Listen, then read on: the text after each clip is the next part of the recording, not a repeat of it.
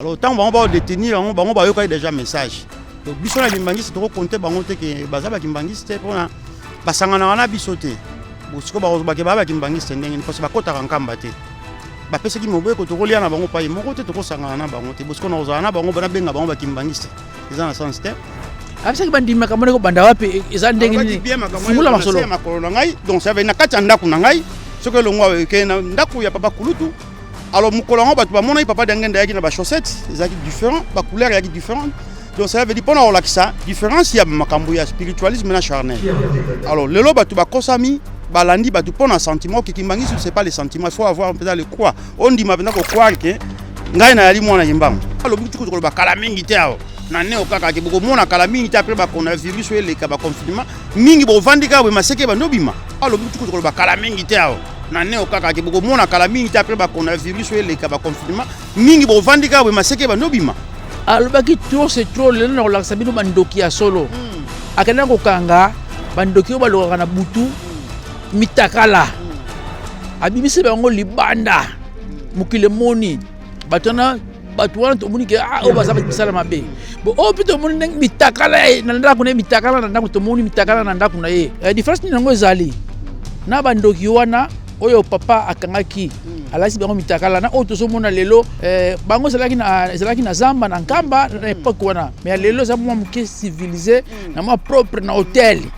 C'est ce que est-ce que expliquer est-ce que ba crime bango ça différent bon ça différent c'est pendant ma capacité différence sera différence à battant c'est temps on yi makambo eza développer la guité et moi ba kanga ba on ba zamba ba ina ba mais le to kanga ba boy papa c'est toi na boussole moko atikali ya papa Simon Ngimbangu kyanga. Parce qu'il y a bimeli sous soi. En tout cas, merci. En tout cas, on a chose à la poser parce que ban en fumigimang va poser. Papa, le baki libanga mon côté tika likola libanga sans qu'ils aient la renverser. Vous savez, le temps est coquille. Chaque chose a son temps. Le temps est coquille. Nga suko fininga na hotel arabe so papa d'engagement va finir combien de fois. Mais il n'a jamais répondu parce qu'il a été posé. Kimbangi sali ngo ba bengi zoba a toujours posé. Si yo sera mon vérité sur c'est que il y a quelque chose yo ça la mabe. Pourquoi pas changer, ça la sentela est-ce que dans mon couline on passe la chef spirituel adjoint pour un exemple ndeko na bino ya na bino Jacques la lobaka no ngana za administrateur makam oya molimo chef spirituel adjoint talingaité to hibi ala bino kangamika donc elingo lobaka bo kangamika ka bosa la chef spirituel adjoint ba fuka na bino boza ka mbongo bosa la magabriel la bino eloko na to yimbiso to tela mina na ngonga oyo donc pas de réconciliation donc il faut bozonga na lingomba sentelama donc c'est l'intelama OK olani mateya pour bis to kotaka na lingomba pona mutu te to kotaka na lingomba pour to ndaki idéologie en fumu kimbango ya ba papa o ataya kibiso donc ina minute oyo bato ba kozonga na lingomba comme sentelama ukazolele boka to vidisa tata uto sekedisa wiza walolo kama sumu meto kadia mpemba uto zungededi ukazolele boka to vidisa njamela ngai nyusu kaka oyo eza liboso na biso bapasi ya boye tata nzambe nzambe na ngai mbango yokile biso mawa papa nzambe pardon yokile biso mawa kaka na mona yo ya avril makambo ebele boye ezingi biso nzambe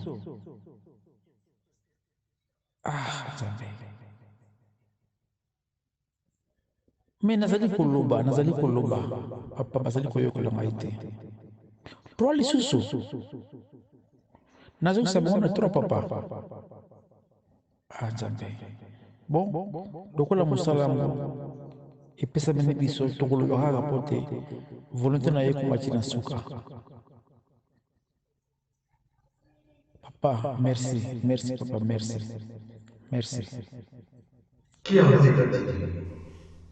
bandeko na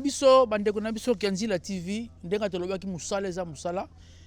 toko travailler mbula oyo 2020 oyo poto kota na 2021 fo tokokisa musala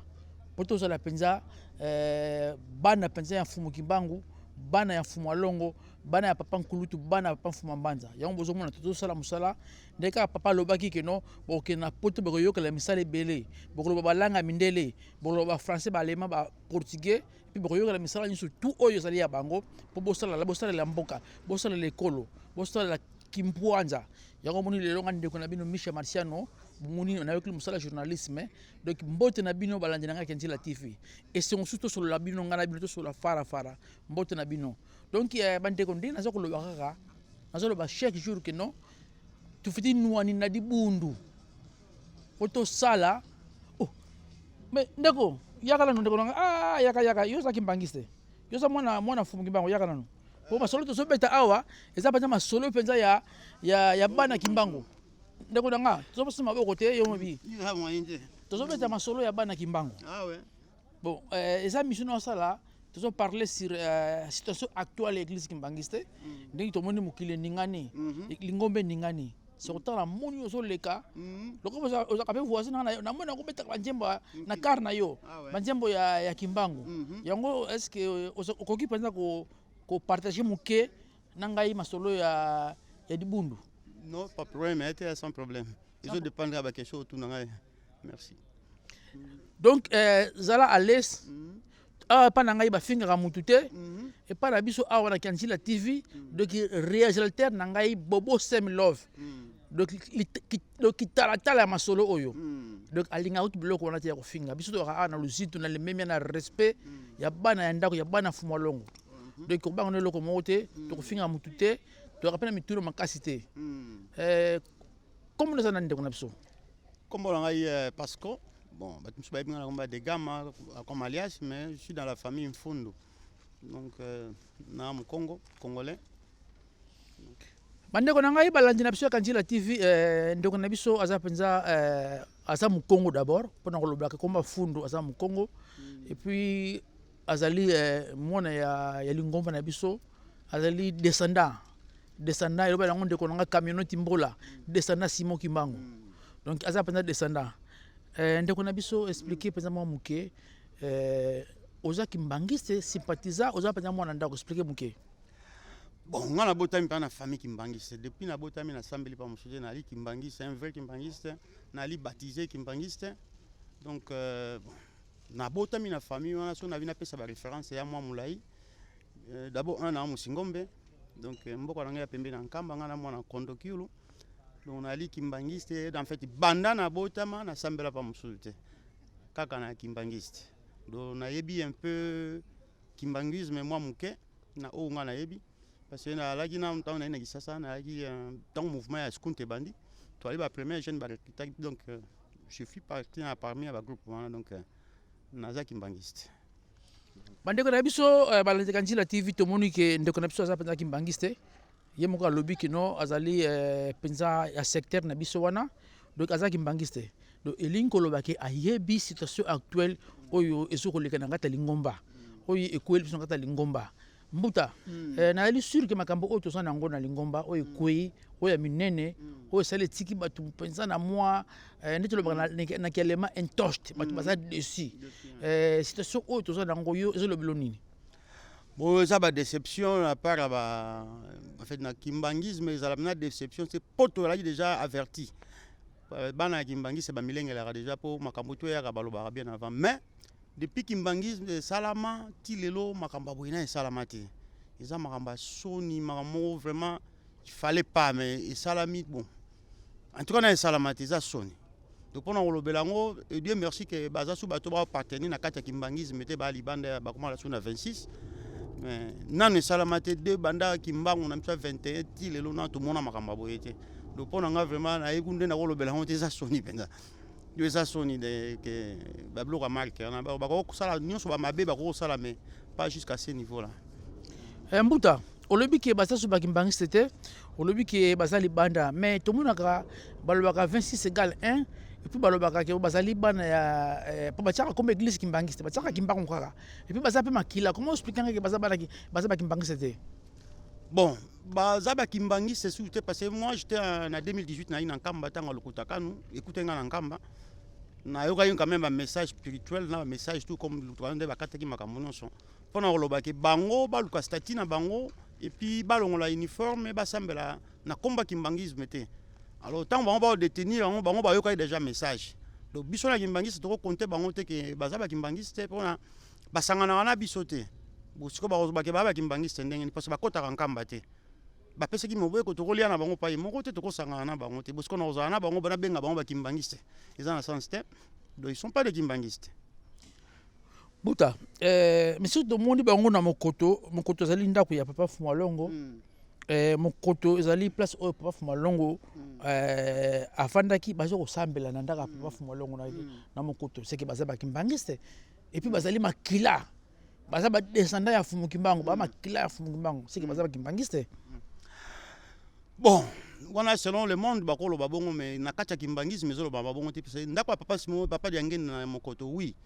Mais est-ce que papa Diangene da kozuta na epo to avandaki lisusu wana et pourquoi avandaki lisusu wana te tina kufa na ye. Il faut que les gens se demandent pourquoi. De ngola sakelo ko moya mabe ya kidi na kati papa ki mandako na epa lobaki yango. So yana interview papa olobeli ka mandako na ye.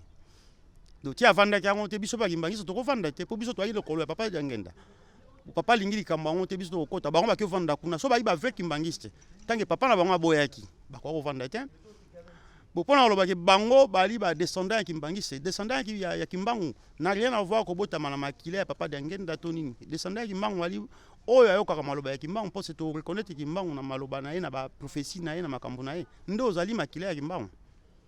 matombuta omoni ke eloko bete ndingisi ngama muke lokola pete naza na quartier résidentiel nga pe naza pembe na mai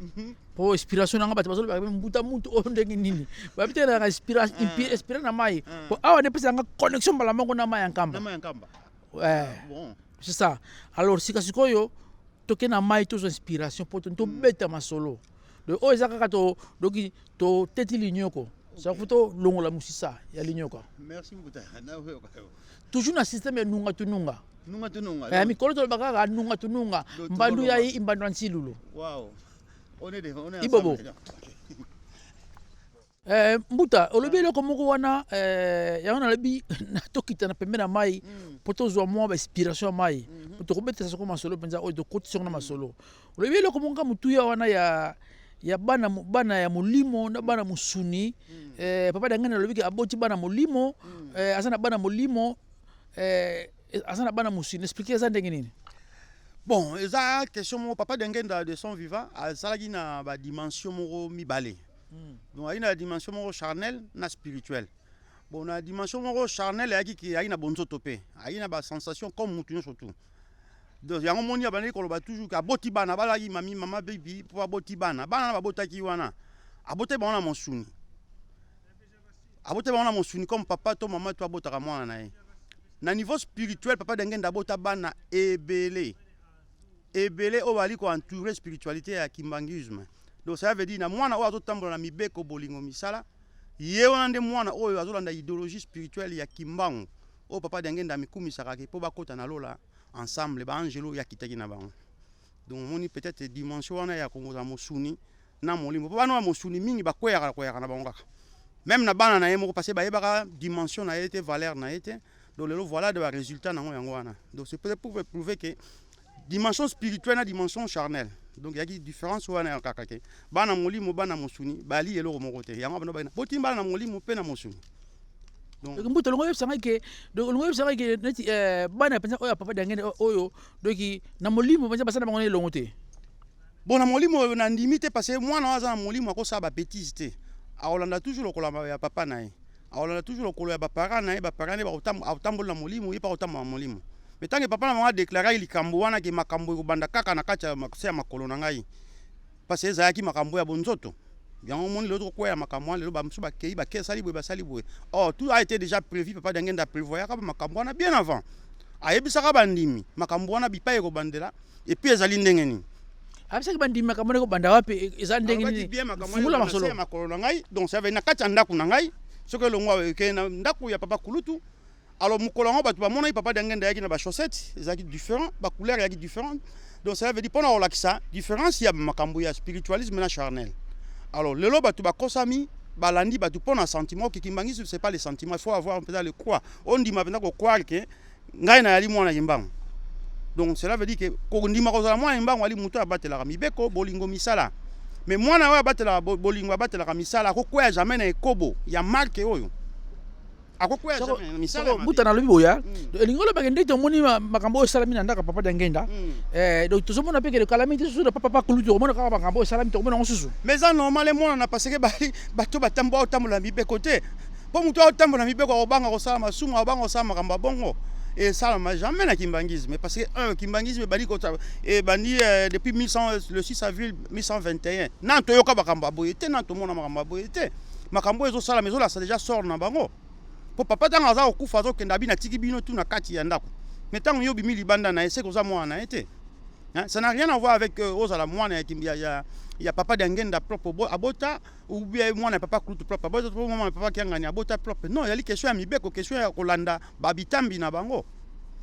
Soko mbuta question nga boye na lingi explication moko po batu o bazo landa biso balanje kanzila tifi ba comprendre. Tango papa koko na biso nzambe na biso mvuluzi mfumuki mbangu tangu na nkamba alobaki trop c'est trop lelo na kolakisa bino bandoki ya solo akenda kokanga bandoki oyo balokaka na butu mitakala abimisi bango libanda mokili moni bato wana tomoni ke oyo baza misala mabe bo oyo mpe tomoni ndenge mitakala na ndako na ye mitakala na ndako tomoni mitakala na ndako na ye mbuta. Est-ce que différence ni nango ezali différence ni nango ezali na bandoki wana oyo papa akangaki alasi bango mitakala na oyo tozomona lelo po différence nga na koloba ezali nti kaka ke bango ezalaki na zamba na nkamba na époque wana mais lelo eza mwa moke civilisé na mwa propre na hôtel. C'est ce que est-ce que expliquer nga est-ce que bacrime yango eza différent eza différente bon eza différente c'est penza makasité différence eza différence ya batemps. C'est tant ya makambo eza développer ya la guité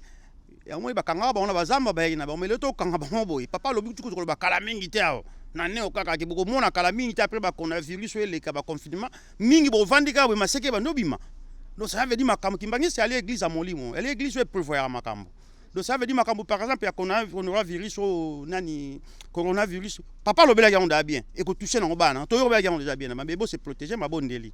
makamba bandoki papa zolobela botika misala ya mabe boya na bolanda ngai mais so bozo continuer kala mingi te bo mona batumu bo vaine kaka boye isaki bando bima mais maseke ebimi sami za na mama papa sami parce que papa na banga lobela yango oh tu ba rolanda bango ba rolanda et le côté papa meme le côté batiki ba meme le côté batiki tu na nkamba ata yo moko vema mondimi peno botama on était ngabo na botama ngao bosiko nakenda nkamba te bosiko tina na ngani seke na ato. Donc mbuta lingi lobake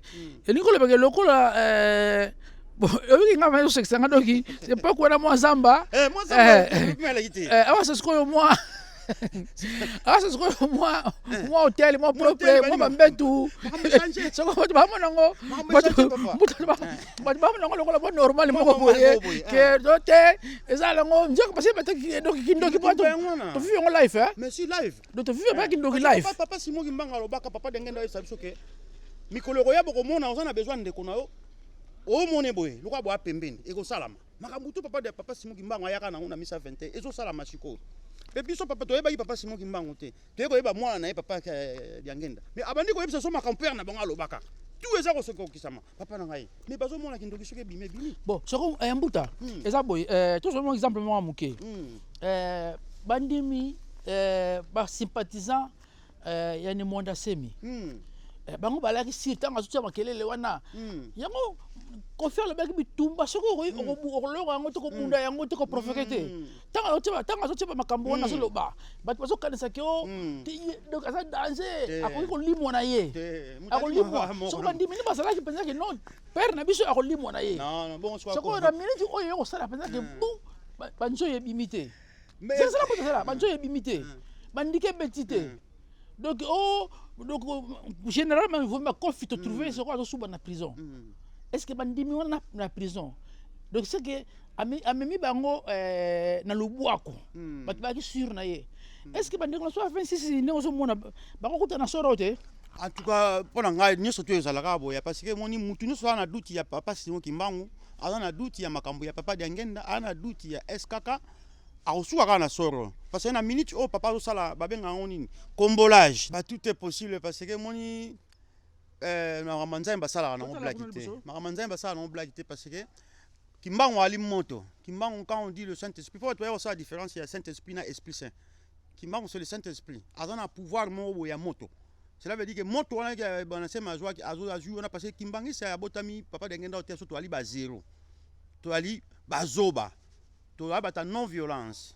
Mon ancien mali sur ma non violence na combat Kimbangu. Kimbangu a ça la violence parce qu'il était capable de ça makambu tout en ba okanga etant ba osala tout. Mais il n'a pas fait ça. Asi aika ba miracle atika ki bilembo ya bonzambe. Donc mon ancien mitango a désordre na contre était na makambu na été mais oh yazo la gisa vraiment ils ali makambu za sala désordre. Nzamba tambola na désordre était.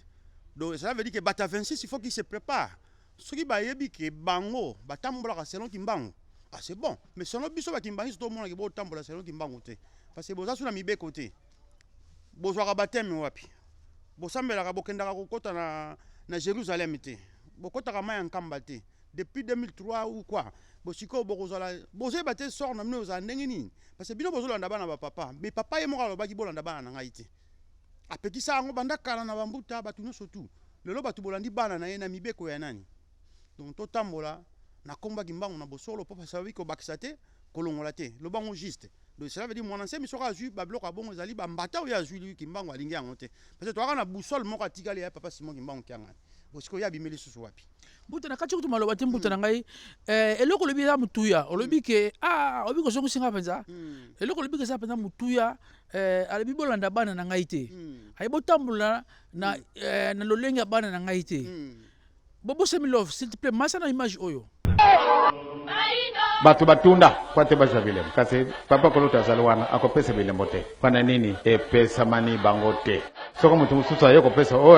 na kenda kujwa vile mbo na mutu soka pesa yo lembo abukulu kuta pamate musala na musala mozana mokolo mango na bana na bisu ba pesa bini bilembo jamais bako ko pesa bini bilembo to soko moni mwana moko lingo pesa bini bilembo lubete alingo kutosa bisute bazana droite kandi saka ka papa fumamba na papa kuluka na mokana manzambe ko mamili kama moko azale mwana azale kala kula bana tozali kokende batu batunda kwate basha vile kasi papa kolota zalwana akopesa vile mbote pana nini pesa mani bangote soko mtu mususa yoko pesa na kenda kujwa vile mbo na mutu soka pesa yo lembo abukulu kuta pamate musala na musala mozana mokolo mango yo moni mutu mususa ye apesa ngelembo apesi yo alunguli yo ebisto chi obe akabati poto chi oya ye achia ngone bana pamba cha ibina ngon tina da kwate basha vile kasi papa kolota zalwana akopesa vile mbote pana nini pesa mani bangote soko mutu mususa yoko pesa na kenda kujwa vile mbo na mutu soka pesi yo lembo abukulu kuta pamate musala na musala mozana mokolo mango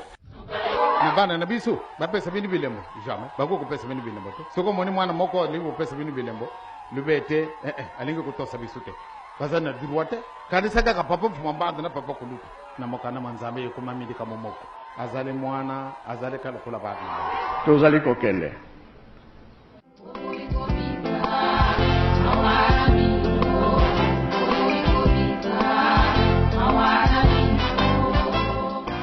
Tati ye ba moko na batu bantu na bana na bisu ba pesa bini bilembo jamais bako ko pesa bini bilembo te soko moni mwana moko lingo pesa bini bilembo lubete alingo kutosa bisute bazana droite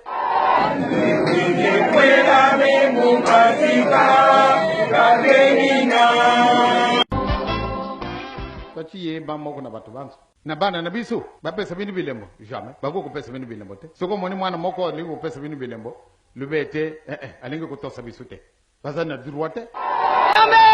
na bana na bisu ba pesa bini bilembo jamais bako ko pesa bini bilembo to soko moni mwana moko lingo pesa bini bilembo lubete alingo kutosa bisute bazana droite kandi saka ka papa fumamba na papa kuluka na mokana manzambe ko mamili kama moko azale mwana azale kala kula bana tozali kokende ezana tina ndoloko yi pana nini ye ngaite orke nzambe achia kabiswa wana katina mukili mutu na mutu ajwa kelembo oye koka kina ye soko bapesa ka yo yangote olo kandenge nino kujwate donc kubundila te pana nini ye ngaite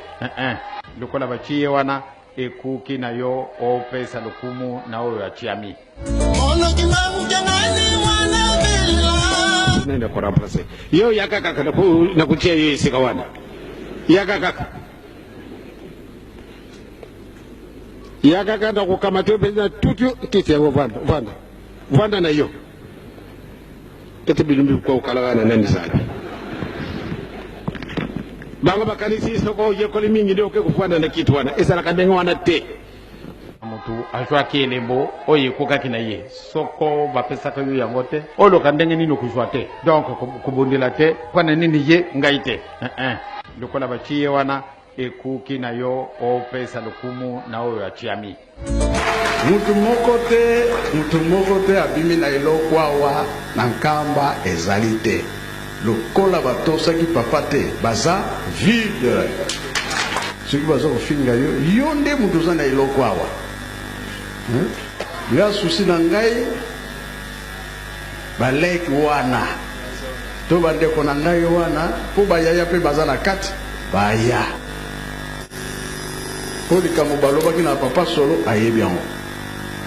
oyo ezalaki na papa firme babengi aye na ye te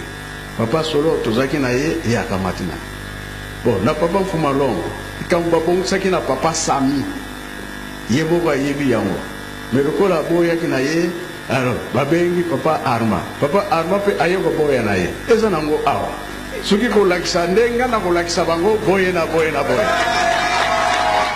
ngai nde baza kokima makambo nde bakozwela yango awa ntango papa mfuma mbanza atikaki wapi awa biso tovoyage te tokende poto tokende kosala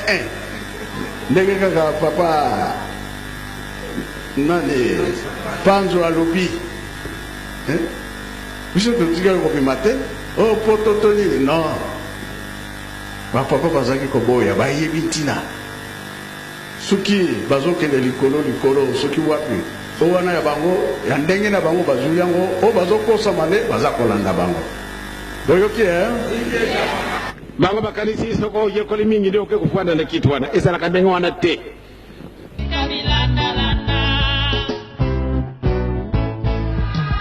ezana tina noloko yo fana nini ye ngaite orke nzambe atiaka biswa wana katina mukili mutu na mutu ashwa kelembo oye kokaki na ye soko bapesa ka yo yango te olo kandenge nino kuzwa te donc kubundila te fana nini ye ngaite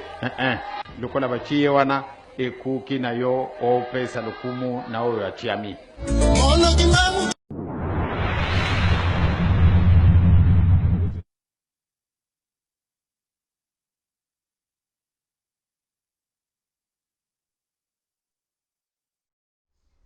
mbuta tozi komona totali eloko wana oyo apekisa mi bana na ye batya badimbu te apekisa mi bana na ye bafukami na bango te mais lelo tozomona bana na ye bakomi kotya badimbu bana na ye bakomi kofukami na bango mais or ke ye apekisaki eloko wana abi soki bomoni bazotambana na lolenge wana seki baza na biso elongo te koma bandeko na biso misusu bazokomprendre te ke makambo oyo bazosalela wana papa oyo ateyi biso kimbangu oyo ateyi biso pistolet kimbangu makambo wana alingaki yango te papa eza pasi parce que moni bato misusu bakoti na kimbangisi na sentiment bato misusu bakoti kimbangisi te alandaki bato bato misusu yango ebino ke papa de ngenda olo babana na ya molimo abotaki ayaka na bango koya bao bakondimela kimbangu ça veut dire que ngala opesa témoignage mo yanga moko na 2004 awa tokendaka fête 2004 na fête mo na Stuttgart en Allemagne tokendaka fête petit serment abalaki to baba kimbangiste bayaki tango no moni mobulu ekoti ya makambo ya bana papa bakei tout ça tokutanaki na papa Sami na papa mama Mama Mili na fête wana bandimio bakoko yeba pe bako na référence wana tanto komi na mona batu baza kofukama baza osani na tango wana bauti ko bimisa nini résolution alors ngala olanda résolution tanto comment to pesa bango mbote normal toi j'étais avec un ami to pesa bango mbote normal mama Mili tuna permanent tuna yango bino bano bo ali bana ya kati be bana ya libanda ngana ipsake no mama ngala za mona kati bon bozomona nde baninga ba osala tenga bisi mais mibe ko zo pekisa yango mama ngala ko sala yango te tu vois c'est un exemple yali ke ngo beteke na ko respecter bango te je peux respecter mais nazana doit ofuka mela bango te na ndenge bango ba osala on a sentiment moko bo yamabe ça veut dire papa de ngenda tika yebisa ngate ke mama Mili na liputa papa Simon Kimbangu abomba pati ka batu mabilembo papa se bilembo même papa nani Simon Kimbangu kyanga nitilo la chaka mutolembo te mutasuka tie batu bilembo na kimbangisi c'est papa Diangenda bongana ya permettre na pesa mutu na ngana mona papa Diangenda to mona papa Kisolokele est-ce que na pouvoir nini ba yebisa ki biso yango po kimbangisa sala makambo ba yebisi do biso sala makambo misale la te Ça veut dire pona sala yango en tout cas na yebité ba onde ba ali kuna bazonga ba notala ba vidéo ba tuna ka bakota na ba makambo ebele oyo ya papa de ngenda ba koyeba papa de ngenda ndako loba nini papa de ngenda lobaki nini pona makambo etali kimbangisme makambo etali bana na epe bandimi pe bambuta nde muta koyeba bandeko na biso kati moloba te mbuta moni tozokende kopusana bandeko na biso mpenza vérité ezali moko ndeka ndeko auti koloba biso mpe tozali ka bana ya ndako ndeka auti koloba keno papa makambo oyo alingaki yango te alors biso fo tolinga toyeba est ce que toyaki kozala bakimbangiste mpo na bana or ke na mokili lelo mutu moko amonaki mbango aza te mutu moko te na mokili lelo amonaki mbango oyo basala chance bamonaka ye na bandoto na bavision mais mutu atei biso kimbango atei biso idéologie kimbango ezali papa Fuma Longo papa Fuma Mbanza papa Nkulutu bango misato bateyaki biso makambo oyo biso tokangi alors na dehors na bango toasino matei oyo tokozwa libanda te soki papa Fuma Longo ali bofukama te bokofukama te so papa Fuma Longo ali bokotia bidimbu te bakotia bidimbu te alors ntango bino moko bozokona komitika bofukamaka batia bino bidimbu alors soki tala tokomi na eloko oyo kamini banokende na kodinda soki na kodinda fo tozwa baposition po todinda elongo te po soki mutu oyo azomema kaminio aza akufi miso soki elingi olobake akomema bino na libulu bandeko na ngai dodokolo en tout cas ntango ekoki mbandu ya yimba na nsilulu en tout cas il faut bosote direction c'est nkamba yango tozo kosenga na bino keno il faut bolibérer botika bodétacher na bapapa il faut bodétacher na bapapa po bazomema bino na libulu soki bolingi bose retrouver milimo na bino ekota na lola milimo na bino sa place c'est nzela nkamba bapapa batikaki biso na nkamba alobi ke natiki bino na place oyo na okuta bino soki bimi libanda na soki akuti yo te sa faute na bino moko bandeko na ngai sika soki bambuta bazolela réconciliation olobi nini mbuta bon réconciliation c'est quelque chose qui est un peu difficile pour la sens nini est-ce que bango bandeko na biso ya o bakenda balongwa na lingomba babenda na basala ya ba mouvement basala baswana ina nani baswana na mutu te parce que réconciliation c'est quand on sali ba dispute moko boyali ke toko ba réconcilier to se réconcilier mais na kimbangi c'est baswana na mutu te bakenda bango moko basali makamuna bango o se réconcilier na nani il y a des problèmes familiaux bakoko bongisa bango na bango mais na compte ya lingomba yali kaka so zaki mondimi babenga ngo ko sa nsentela moko sa sekoki obendana ki oye okoya olobi ke bona zongeli na masolo na bandi bateme bandi koye ko la malongi ya sika otiba kolisio mais ko ba réconciliation on va se réconcilier avec qui to swana na banani muta swani sabana ba papa ba onde bakena ba mbuta mususu azate bangonde babendana ipo bamona mibeko yaki na lingomba bakoke ko supporter yango te parce balingaki lokumu batu bafukamelaka bango basala o bako saba saka na ba jeune fille bazwa mbongo lingomba basala o balingi mais non to solo bien papa de ngenda awelaka mbongo te awelaka ba bêtise mokili te soki ba awelaka yango nde papa de ngenda kufi millionnaire nda kufi na tout parce qu'il avait la possibilité mais bino bana bako za exemple na été c'est ça le grand problème réconciliation makamni toi babiso ba petit suzo to rekutana na bango te to sanga na bango te so to se réconcilier ndengeni c'est ça le grand problème bandeko na ngai boyoki mbuta toloba réconciliation sala susu te mpe ekozalaka nango te donc elingi koloba ke ndeko na ngai bakimbangise botali mbuta ndenge alobi donc alobi makambo mpenza oyo eza na nzela alobi mpe makambo oyo eza na nzela donc réconciliation basala yango soki boswani na mutu oyo libala ekufi bosengi bafamille bafandi bosali réconciliation mais sika sikoyo ndenge tozolanda kino ntango bapapa batikaki biso ntango bosololaki bozwaki kino eya na biso ndenge bolobaki ngai te eza na bilili ya na bino sika sikoyo bokomi susu ke oyo bolingi bozala ba adjoint est ce que na mokili nini yango bazalaka ba chef spirituel adjoint bolona exemple ndeko na bino ya na bino Jacques alobaka keno ngai naza administrateur makambo oyo ya molimo chef spirituel adjoint etali ngai te toyebi alobi bokangami kaka donc elingi oloba ke bokangami kaka bozala ba chef spirituel adjoint bafukamenaka bino bozwaka bambongo bosala bamagabriel na bino eloko na yango toyebi biso tozotelamina na ngonga oyo donc pas de réconciliation donc il faut bozonga na lingomba sentelama donc selentelama oke olandi mateya po biso tokotaki na lingomba mpo na mutu te tokotaki na lingomba mpo tolandaki idéologie ya mfumu kimbango ya bapapa oyo ateyaki biso donc na minute oyo bato bakozonga na lingomba komi sentelama donc ndeko nanga kimbangise place yo ozali na Belgique ozali na Liège ozali na Allemagne ozali na Suisse na Italie monana na pasteur ya 3 omonani apesi ba condition ozala okoti malongi après malongi okomisa ntelama batela misi yo toujours exemple papa firmé papa firmé tanga koyaki na lingomba papa firmé tanga koyaki na lingomba azalaki libanda lingomba après akoti malongi tanga asisi malongi na ye bayambaki ye azongi sentelama bayambi c'est tout à l'exemple yo to zongo soko bango baleki papa Simon papa firmé na nini basaka mutu moko ndeko nanga yo mona onde nini na lobisa so oui vous avez raison papa journaliste papa Micha omoni makimbangi c'est ça spirituel ça charnel te po batu bazolanda parce que papa Kingandi asolaka nanga bien papa ni non même makamba ba nzambe za makamususu il faut za na bonzambe po ye batine ya kimbangisme papa Simon Kimbango ayaka te po bosala ba bêtise papa Simon Kimbango ayaka po ana mission ko sala mission a été pour aller chercher baba na basi koluka bambongo bani parce qu'il avait la possibilité. Bon yebi masolo ya Kimbangiste mingi mais boti ko ba vanti so bozonga na lingomba bozonga lokwa bandi mignon surtout Kimbangiste ali ya famille Kimbangiste kakate Kimbangiste ali pona batu surtout parce que bonzambe ali pona mutu moko te ali pona biso surtout batikili biso ka liloba moko to batela mibeko bolingo misala to zala bana ya bolingo siko bino bozoko kende libanda papa tika biso libanda te oya vai papa Simon papa Diangenda de son vivant akwe ko yeba tina oza Kimbangiste. Mais ce qu'on vivait, il a des sentiments parce que papa Paul Azaboye, papa Armand Azaboye. Et tous ces gens-là, ce qui m'ont dit, c'est contribué. Bango ba commander ngewana. Faut boye belo kowana. So mbuta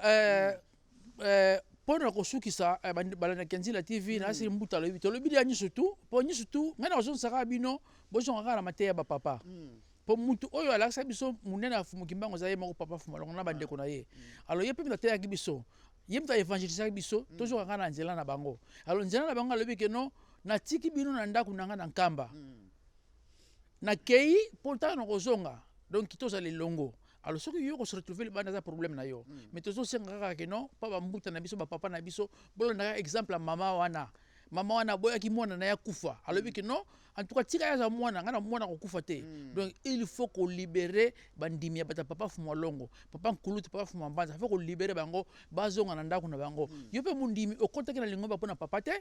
pour ba papa te okotaki na lingomba pona idéologie ya Simon Kimbangu oyo ba papa bateya kibiso alors ngana ko senga na bandimi sote mokili tolo na ka idéologie ya ba papa bon ndeko na ngai omoni ke ona oleka na yo ngana zo brusquement na zo brusquement zo leka po émission na yaki na sala émission na mususu na ina idéologie émission mususu mais tala zo boye donc tala bia oyo mwana fumu Kimbangu mwana fumu longo mwana papa nkulutu mwana papa fumu mbanza alors tokukuta na sikasiko pona bike bato ba répondre po ba congolais balinga vérité te mutu moyo balinga vérité africain le poso oyo elinga vérité te balingi donc ba mutu ya mabeto bomba ka yango mais to comme na époque of malonga lo ba ke non nyiso tu ya kukufi malibanda yango ko bima alors ce kaka to fui na biki ba ko benga na ba ko finga ba ko lo bebele na ko bengo to sala rendez-vous ya solo penza to sala rendez-vous ya solo na kata studio penza to ko beta penza ma solo loki to tati su le nyoko wala wanto ko beta penza bilele penza ko biso sala ka be fort perso to le mo 4h du matin biso tinsanité 4h du matin ko luka la ko beta penza bilele vous comprenez donc to ko beta ma solo en tout cas merci beaucoup donc merci beaucoup na taw na jio na volonté la donc merci beaucoup en tout cas merci en tout cas eloko na episode ala poser parce que bana mfumu Kimbangu ba poser papa lobaki libanga moko te tika likola libanga sans qu'ils ala renverser donc ça veut dire tant ekoki chaque chose a son temps do temps ekoki nga soko fingi nga na hôtel la biso ba papa dengene ba fingi combien de fois mais il n'a jamais répondu parce qu'il a été posé Kimbangi sali ngo ba bengi zoba a toujours posé siko yo soko moni la vérité sur yo c'est que il y a quelque chose yo sala ka mabe lukaka ko changer o sala sentela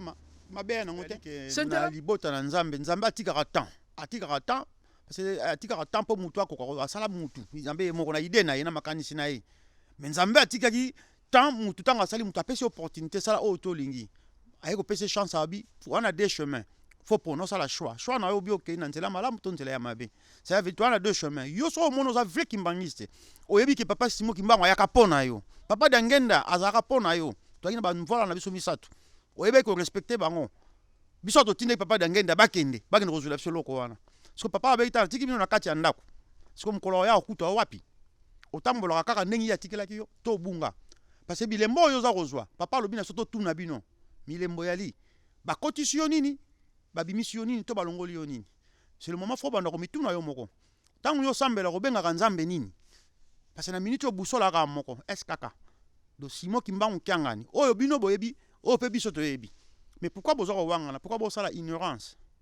donc conseil nakopesa oyo alingi azonga malembe aye na ye kosala sentelama na ye atika makambo ya réconciliation ekozalaka mpe te. Ndeko na ngai bandeko na ngai Bobo Semilov omoni biso tout tokozonga kaka sentelama nga mpe nakozonga kaka puisque nga mpe nabimaki mwa moke libanda po sero na tala uti nkama tana nazongi nabetaki baboki masolo ebetamaki ebele donc nga mpe naza sentelama. Donc na semaine prochaine nazo bafulunga masolo namona papa José Soumaja po ayamba ngai nakota balongi selatelama ngombe Faustino Noela de Bundes Jacques Koketana sentelama bandeko na ngai Alpha Fusu ndeko na ngai Alpha Fusu na États-Unis to komi ba sentelama foto zonga na lingomba mingi ko lobela tembuto to merci mingi to na moni penza penza mwana ya pale oza penza vrai kimbangiste de poto beti masolo penza mukili ekoyoka mukili ko sepela de bandeko na solo asir ba ko bongola mitema bazonga na ndako na bango moko bande Kanzila TV. Donc, ce que ça va en fait, na peska mbote na famille kimbangiste surtout et puis bananangai la famille. Donc c'est ça quoi mbala simato kuta na sepeli trop pa misha vraiment na ole kanangai yo yambingai ko mona yana li mona imbango seke kimbango akotela ke poyego reconnaître ndeko na yo. Oyo kanenga sala donc bikolo to ça faire côté madame makila pense bouger donc fumu kimbango c'est fumu kimbango. Donc nenga sali pense donc mikolo donc bon, moi, je suis un peu de système à 3. Mikolo, tout à l'heure, il y a 3, mais il y a 1, 2, 3. Donc, système à 3. 1, 2, 3. Tu comprends? Tu as un système à 3. Ça compense un zinga. Système à 3. 3 égale 1. Donc, tu as un kamba. Ingeta, nunga, tununga. Kanzila TV. Toujours Kanzila TV. Kanzila TV. C'est là où Kanzila pour la nzela ni biso toye poto sala différence toye te po to omona biso ke no otala kutu bango soki to sala ki ba chaîne wana de po solo ba trop de biso toye ko sala différence toye ko teya toye ko lobla ki muindo toye ko lo modèle nini mama akozala modèle ni papa akozala susi sali ke no bandeki boso ko tala boso ko sabonete esengeli to sabone poto ko pesa biso courage to mona ke no bozali ko se pe Kanzila TV bo sabone et ça facile kaka soko tali kaka na gauche na droite na yo mutu ka mwana ya rouge ko sabone ko pesa biso courage po mingi ya koloba ezali to sala ba recherche et zo senga ni na bisto za lelo ko to za na harmonie ko sabone soko le bika kaka no to kana kaka ko la bisa kote wana ko ba simi la boni biso zo na nzela oyo eza kwa biso ko biso bana na biso mo ba tata ba mama po sabone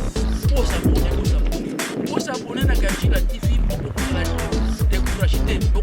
bokozala na mawana biso te bozala lesengo na biso po sabone na Kanzila TV toujours ki bobiso toujours courage pona nini boyeba lolenge nini tokotambola lolenge nini tokokolesa bana na biso lolenge nini tokozala na génération ya lelo Kanzila TV eyekaka po elobela bino makambo ya solo makambo likuta te po sabone na Kanzila TV tango tali kaka avant otala okekaka koto wana oklike